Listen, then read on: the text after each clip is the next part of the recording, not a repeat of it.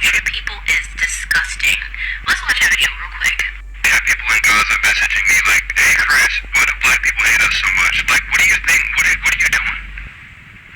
I think it's interesting that it's being framed that black people hate Palestinians, black people, as if we are the only ones that are coming out to speak out about how y'all showed y'all privileged behinds during this election.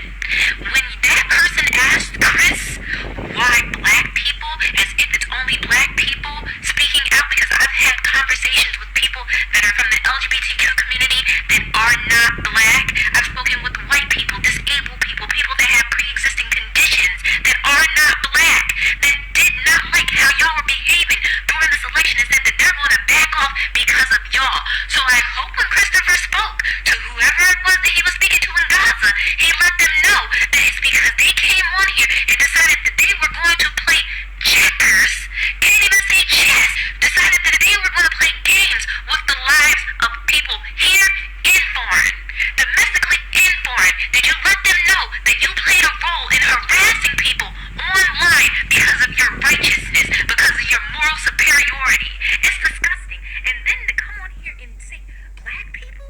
Is it only black people? Let's be for real. And this is why I don't...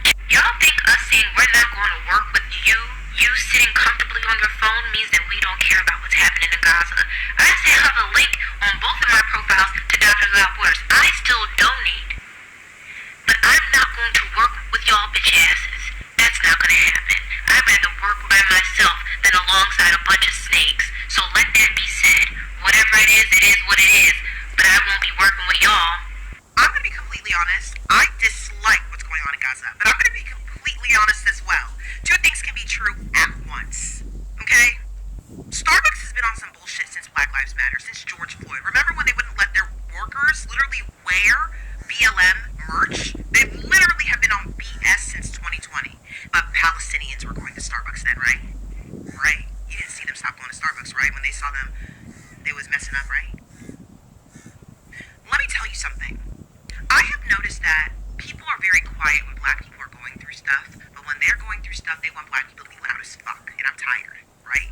Black people were so gung-ho to support Palestine. I was so gung-ho to support Palestine, bro. And I still will support Palestine, because those people don't deserve it. They don't.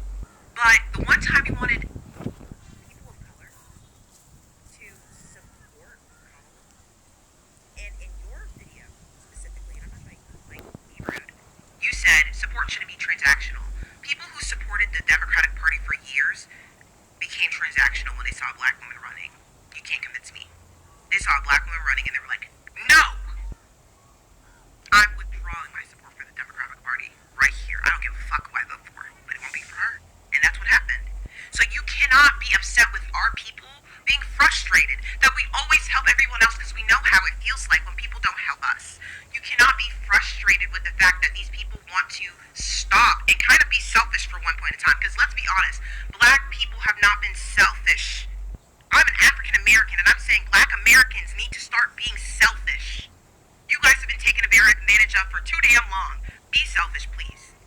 You guys are always helping other people with their protests and everything, but when it comes to time when y'all need it most, Kamala Harris would have helped everybody. It would have been a better option to help multiple people.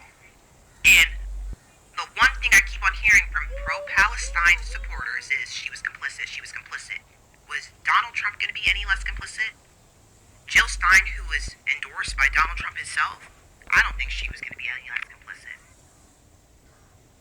But that's just me. But as a black woman, you cannot be shocked that we are tired of being the poster children for the face of protests when nobody does it for us. I voted for Kamala Harris. In fact, I voted for nearly a full Democratic ticket. Blue for the Senate, blue for state representatives, blue for district attorney, blue for university regent, and so on.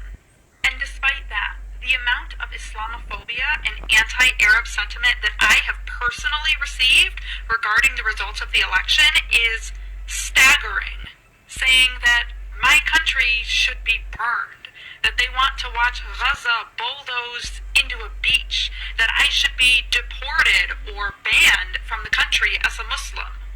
As if I wanted this, as if I voted for this, simply on virtue of being an Arab woman. There are so many legitimate places you can place blame rather than making Muslims the scapegoat. Some of y'all have switched up so quick. Have fun trying to survive under a man who wants you extinct. I hope he destroys your country. I hope he turns Gaza into a parking lot. Go back to whatever shithole country you came from. He should ban you too. Get the terrorists out of this country. Wallahi, I didn't even vote for him. What is this about? Like, damn, when did you guys start hating Muslims so much? Don't answer that. I know the answer. Fucking always have. One thing for sure is I've realized that these other groups of people really, they love when black people talk about issues and then they benefit from them. And when black people keep quiet about stuff, they feel threatened by what is to come. Why aren't black people reacting? Why are they not, talking about this? Like this, Muslim woman that was talking about how she voted for the Democratic Party, trying to say that she's a good person, which I don't want to judge, But why make an entire video trying to blame a specific group of people when they are not even the ones that are making laws that are going to be pushing you away from Record straight, just about all of these Trump picks want to see Gaza, the West Bank, Palestinians wiped off the face of the earth. And somehow these voters thought that Trump would be good for their community and constantly protested Kamala Harris, even though she was the only legitimate candidate who was actually calling for a ceasefire the entire time. Make it make sense, folks. For example, here's Trump's ambassador to Israel, Mike Huckabee, saying that he doesn't even think the West Bank exists, doesn't even think Palestine is a thing. He thinks that Israel should in fact annex the West Bank. Watch this clip. My feeling personally, and I'm speaking only as a person, I think Israel would only be acting on the property it already owns. I think Israel has title deed to Judea and Samaria. There are certain words I refuse to use. There is no such thing as a West Bank. It's Judea and Samaria. There's no such thing as a settlement. They're communities, they're neighborhoods, they're cities. There's no such thing as an occupation. That they get out of their minds that people are living in lean-tos, tents, sleeping in cars, circled around a tree. They're living in very well-designed and beautiful cities and communities.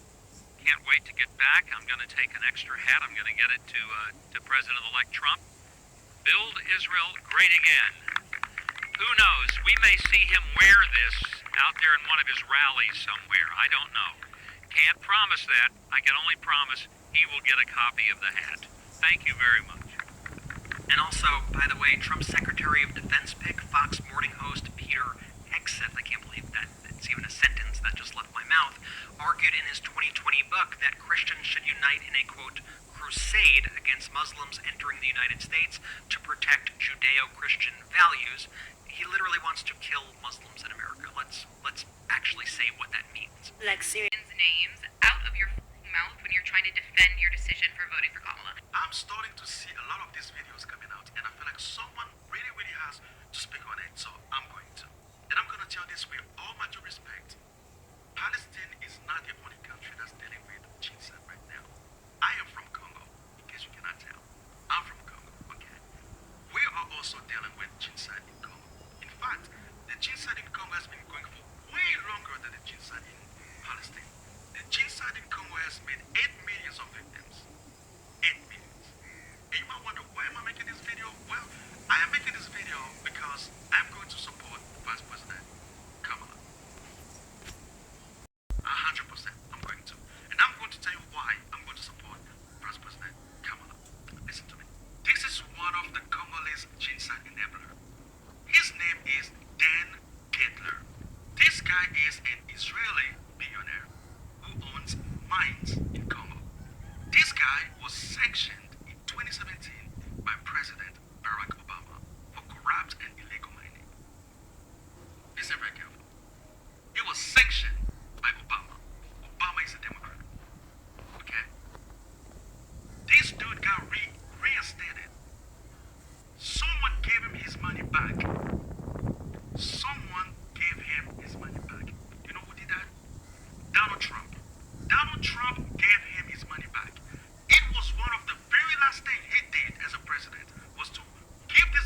money back. And do you know who sanctioned this guy again? President Biden. President Biden sanctioned him again. So currently, this person does not have his money.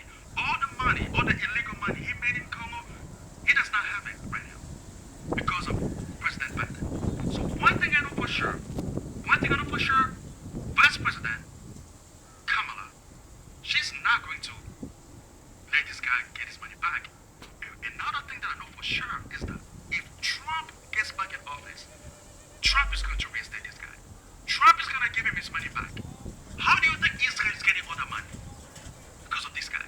He's one of the people who are giving money to Israel. So if you want to stop this guy from getting his money back and potentially giving the money to Israel, make sure that Trump does not make it. Now let's be real for a second, because I feel like a lot of people don't take this part in consideration. Listen, a lot of people have lost their jobs for supporting Palestine. A lot of content creators got their account banned for supporting Palestine. A lot of people got hurt physically for protesting for Palestine. A lot of people have ruined their relations with their families and friends simply because they were on the side of Palestine.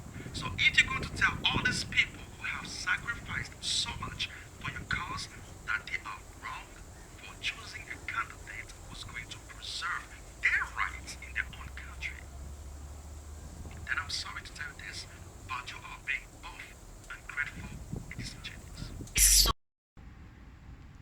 Who's to be blamed? Is it the Arab Americans? Is it the Black Americans? Is it the white Americans? Who's to be blamed for the loss of Kamala Harris? The reality is there's so many things you can blame. You can blame the people, the way they voted. You can blame the misinformation that people got through the media. You can blame the day of election. There's so many problems that occurred. You can blame the people who refused to vote. You can blame the people who voted for the current president. Regardless of who you blame, the reality is the current president has been elected and is the president of America. So blaming the Arab Americans, blaming the Gaza, saying, oh, I will not speak up against Gaza and all this stuff, literally you are not doing yourself a favor. If you're in support of Palestine, go ahead and continue supporting. If you're in support of the Israel, go ahead and continue supporting Israel.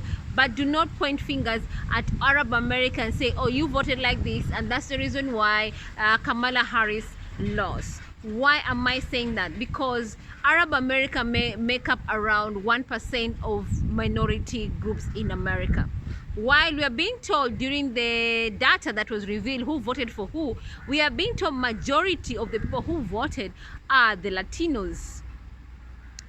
The majority of the people who voted and made the current president to be elected are the Latinos, America. But I'm not pointing fingers at anybody. All I'm saying is right now, people need to do better. Don't point fingers at this community or that community or that, because at the end of the day, people need to be united so that they can decide on who they're going to vote for come the next election.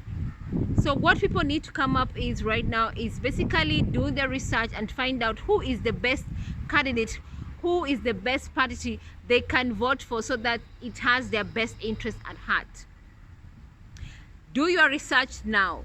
Don't wait until tomorrow or when the elections are just around the corner, when there's a lot of misinformation around to the media, and that's the time you're doing research. No, start doing your research today. Don't wait until tomorrow. Get the correct information. If you don't know anything, please go to the right resources, the correct resources, get the correct information, and then come up with your own decision, conclusion on who has your best interest at heart. Then cast your vote. That is my best advice. But do not point your fingers at our Arab Americans, or do not vote, do not say, oh, I'm going to be against this group or against that group, because either way, the die has been cast, the votes have been counted, the president has been announced, and now the country is moving forward. So even you need to get on board and create your own future. Let me know what you think about this video, and then please subscribe to my channel.